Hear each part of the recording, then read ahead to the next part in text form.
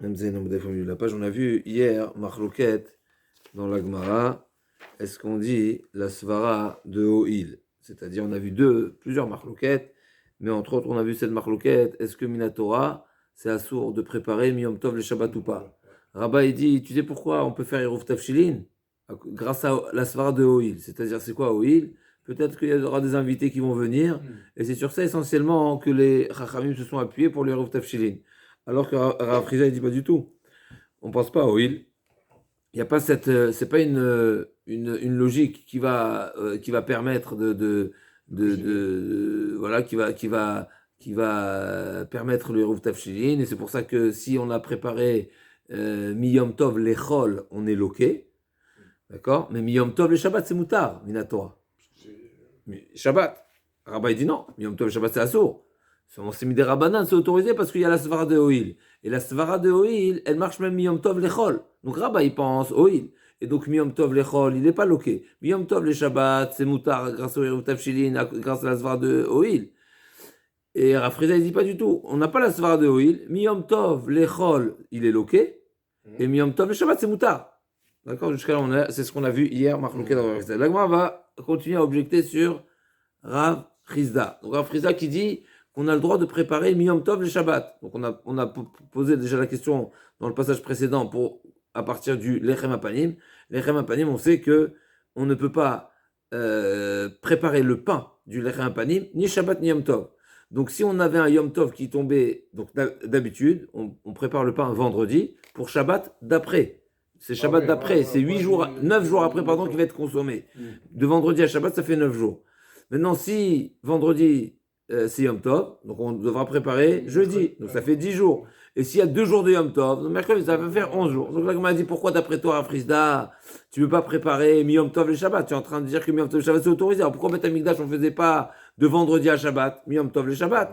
On m'a dit, non, seulement si c'est un Yom Tov Shabbat qui est juste après, pas Shabbat qui est éloigné. Mais effectivement, Shabbat proche alors. Shabbat proche, mais pas Shabbat éloigné. Et effectivement, il y a un avis qui dit, moi avait rapporté que Rabban Gamliel dit qu'il y a un mandamar qui dit que c'est Doché Yom Tov, Shvut Kerova Itiru, Shvut Rechoka lo Itiru, et d'après Shimon Gamliel, effectivement, c'est autorisé même Shvut Rechoka. Ok.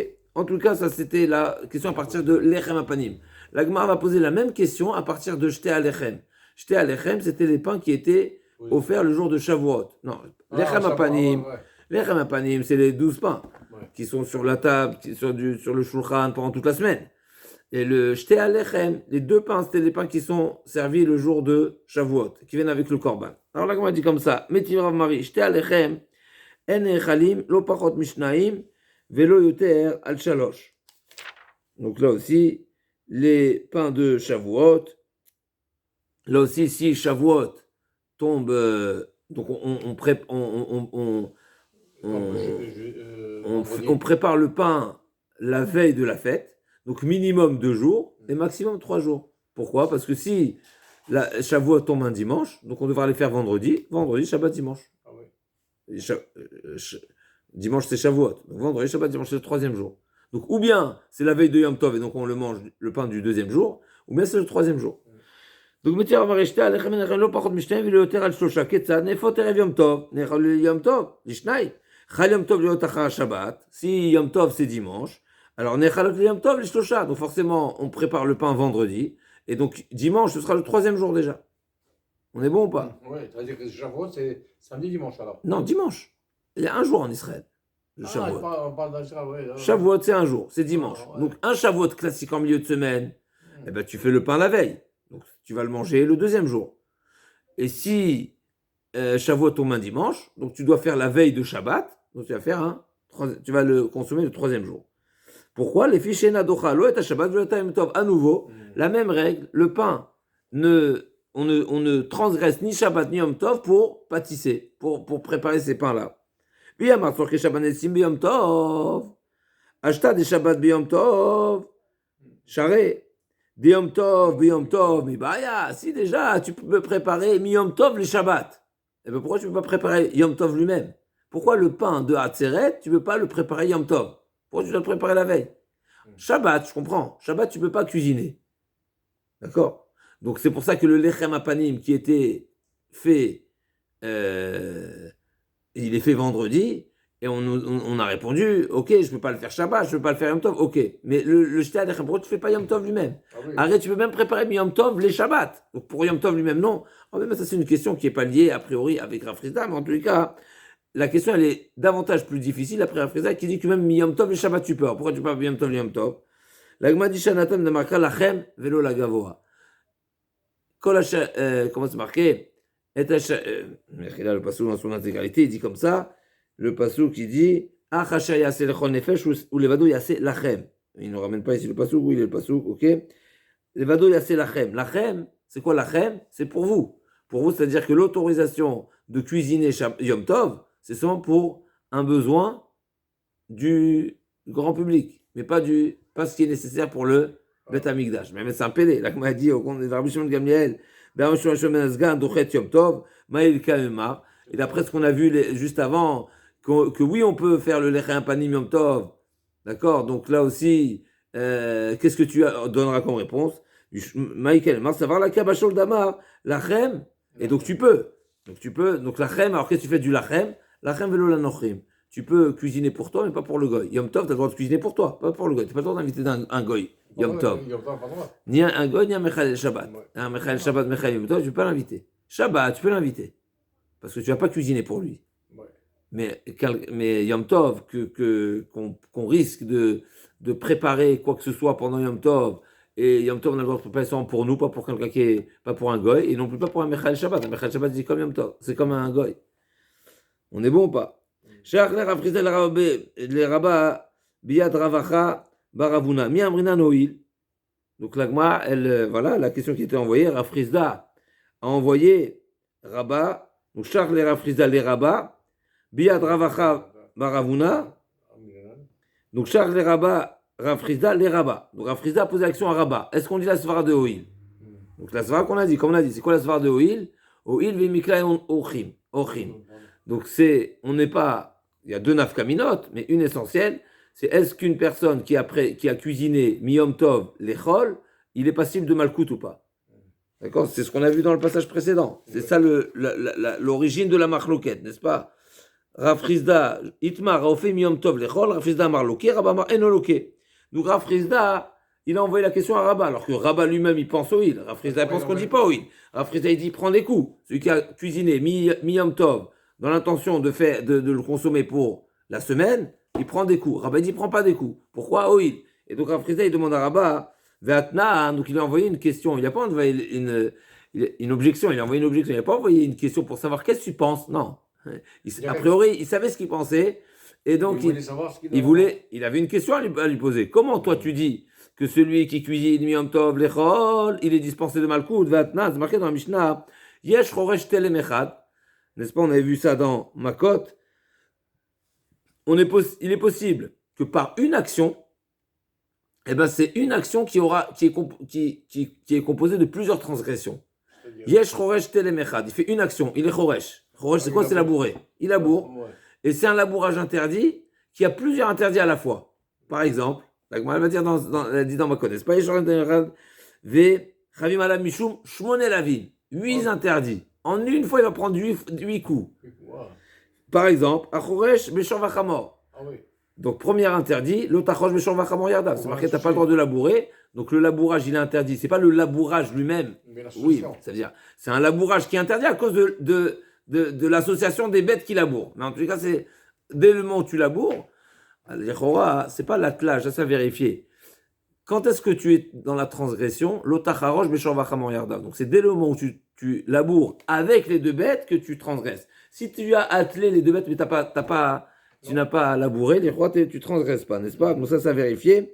En tous les cas, donc premier interdit, l'Otachosh Beshor Vachamor Yardav. Donc l'interdiction, c'est dans l'attelage des bêtes, de labourer avec des bêtes qui sont kilaïm. Deuxièmement, Mukdashim, c'est des bêtes qui sont kadosh, c'est des korbanot. Donc ils sont réservés, tu n'as pas le droit de travailler avec. L'Ota Avod et l'Ota Goz, il y a deux interdits de profiter des bêtes qui sont kadosh. L'Ota Avod bechor shorecha, l'Ota Goz bechor tzonecha, si je ne me trompe pas.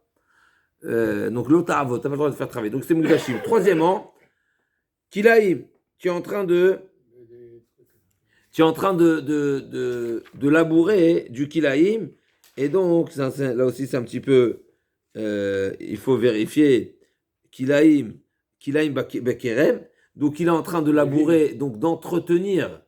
La vigne alors. Voilà, alors, Harisha, c'est quoi le problème de Harisha? Le kilaïm, c'est un problème de planter, de faire pousser. Et là, qu'est-ce qu'il fait?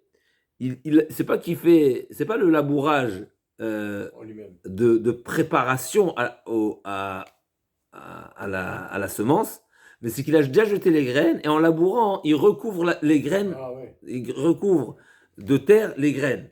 Il recouvre les graines de terre. Et donc à ce moment-là, c'est la zria.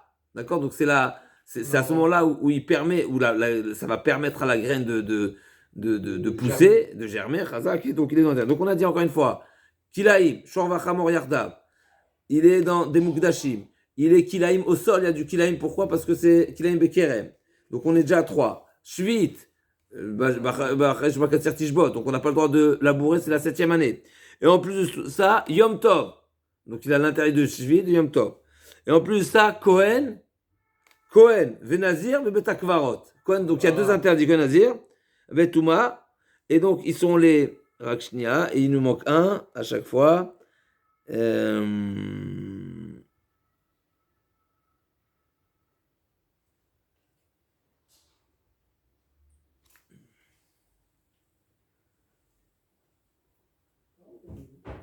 Donc encore une fois, comme on est arrivé à 8, il y en a un qui nous échappe, puisque quand on est...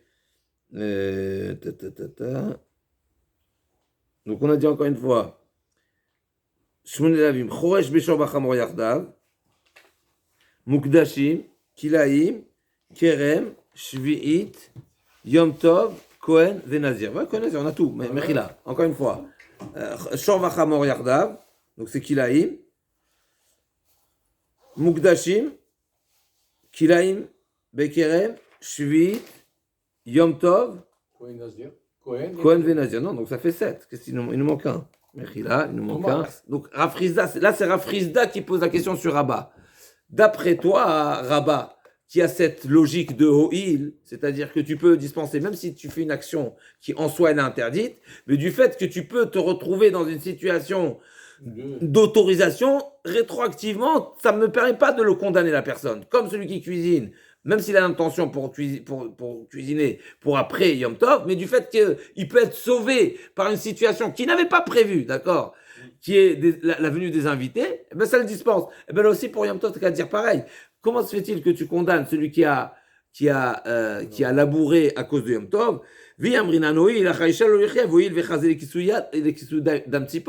Mais peut-être ce labourage-là, il ne devrait pas être condamnable parce qu'il a labouré Yom Tov, parce que tu aurais dû dire, il pourrait avoir besoin d'une terre avec laquelle il va recouvrir le sang. S'il veut shriter, s'il veut faire une shrita, il a besoin de recouvrir. C'est marqué que normalement, le airport, ou me dit, normalement, c'est quelque chose à ne pas faire. Mais s'il a fait, admettons, normalement, c'est marqué, première Mishnah de Betsa, c'est marqué qu'on ne shrite pas une bête pour laquelle il faut recouvrir son sang, si ce n'est qu'on a prévu avant Yom Tov de la terre avec laquelle on va recouvrir le sang. Maintenant, si tu as déjà fait la shrita, tu as oublié, tu pensais que tu avais, ça s'est renversé ou n'importe quoi, tu n'as pas. Est-ce que tu... Alors, d'accord, donc il y a une autorisation.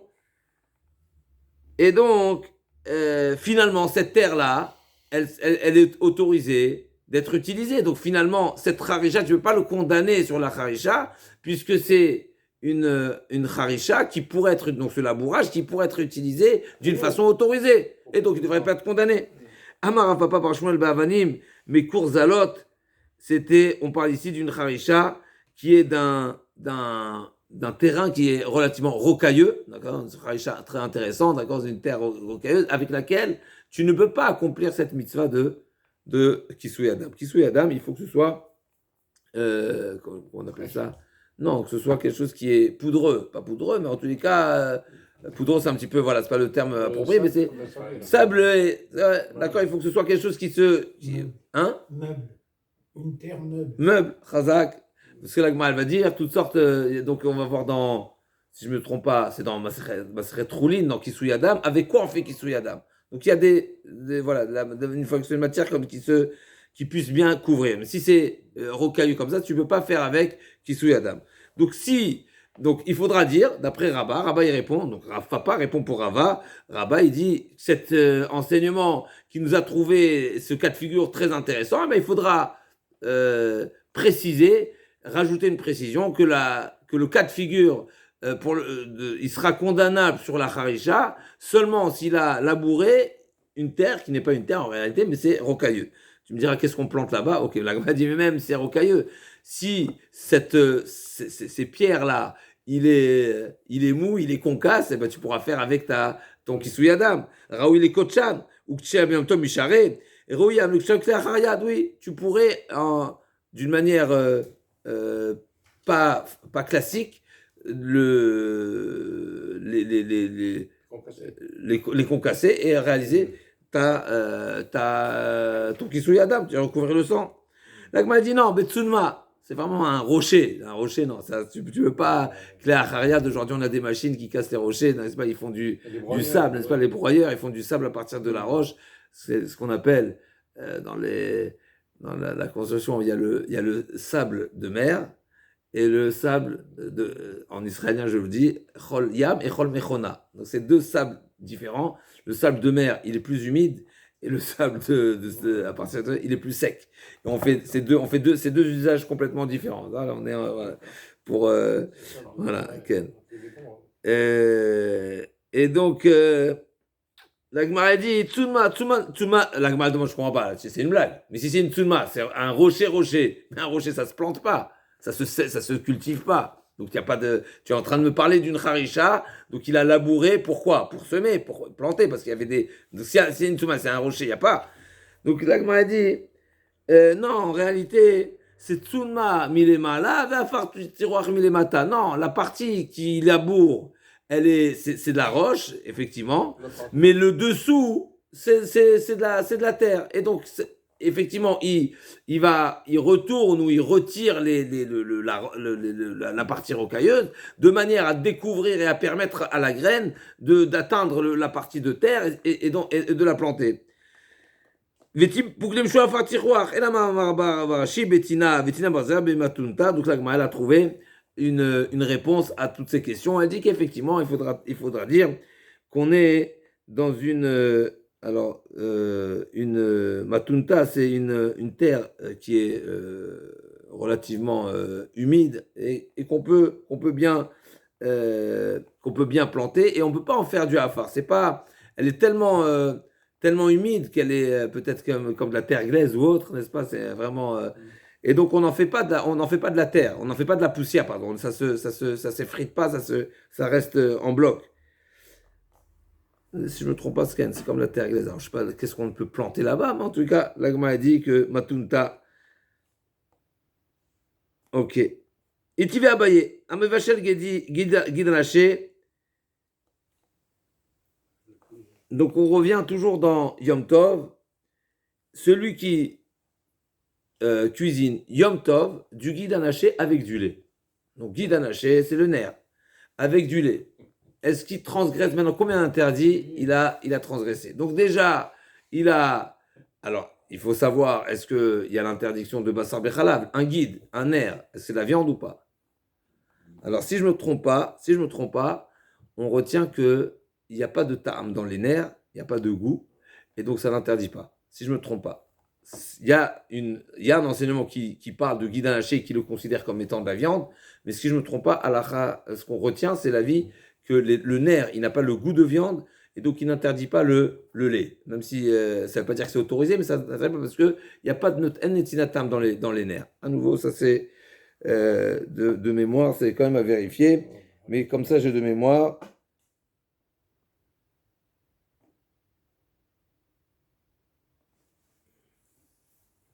En tout cas, pour revenir, Abaye nous dit comme ça, Vachel guide anaché, bechalav beyom tov veochlo, lokwe chamesh. Donc celui qui a cuisiné du nerf avec du halab, et en plus il a mangé, il a 5 interdits. C'est quoi les 5 interdits?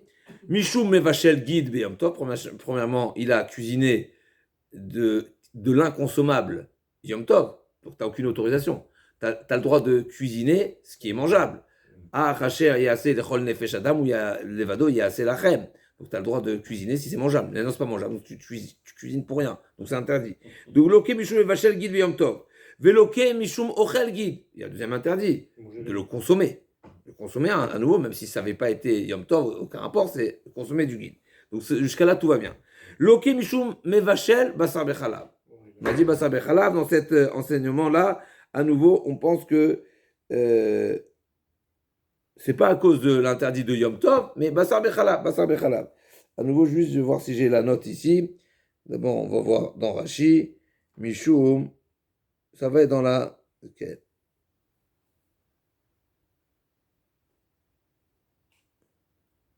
Ça va être dans la suite de l'agma. On va voir que l'agma, elle va détailler. Donc, c'est une marloquette. Si je me trompe pas, on retient qu'il n'y a pas d'interdit de bichoul basar bechalav. Veloke mishum ochel basar bechalav. Donc, il a cuisiné du guide.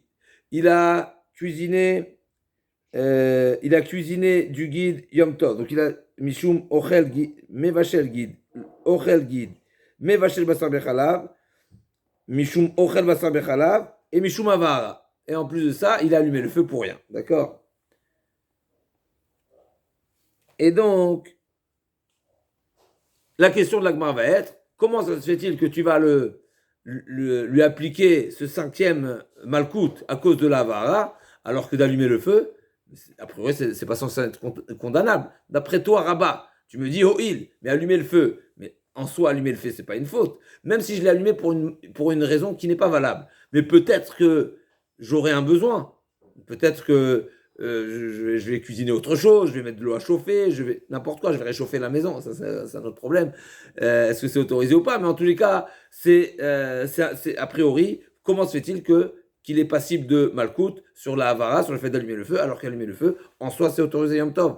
Et même si là, en l'occurrence, il a allumé pour une raison non valable, mais ça aurait pu être valable. Donc l'agma a dit, Viyam rinanoi, la havara lo lichiev, ou il dechazel et tzorko. Effectivement, il faudra modifier cette citation. Et la 5e malkout n'est pas à cause, c'est pas pour le fait d'avoir allumé le feu pendant Yom Tov pour une raison non valable, mais c'est parce qu'il a consommé de la nevela. Donc il a encore un interdit. L'agma elle demande, tu ne veux pas interpréter de cette manière cette citation, puisque Rabbi Chia nous dit que celui qui cuisine, donc dans ce cas de figure, donc Rabbi Chia nous dit Lokim shtaim alachilato, c'est-à-dire celui qui a consommé, donc dans ce cas-là où il a consommé un plat qui est cuisiné à partir d'un guide anaché, donc le nerf et du halav, il y a 2 interdits qui sont relatifs à la consommation, et 3 à cause du bichoul. Donc dans la décomposition des 5 malkouyot, comment les 5 malkouyot sont répartis, ils sont répartis comment?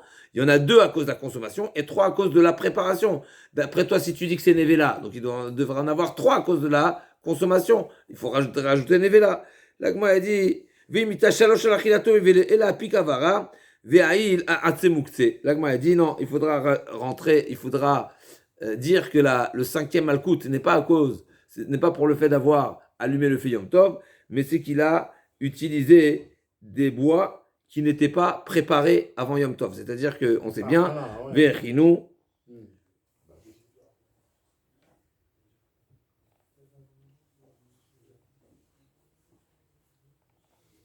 Et donc, si les bois n'étaient pas prédestinés à la combustion, donc tu n'as pas le droit de les utiliser. Donc tu ne veux pas dire que c'est un feu qui est autorisé d'être allumé parce que peut-être que... Non, parce que tu ne veux pas l'utiliser.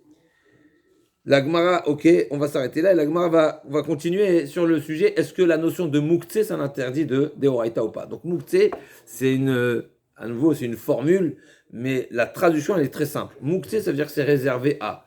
Donc, ou bien c'est réservé à autre chose, ou bien c'est réservé à quelque chose d'interdit.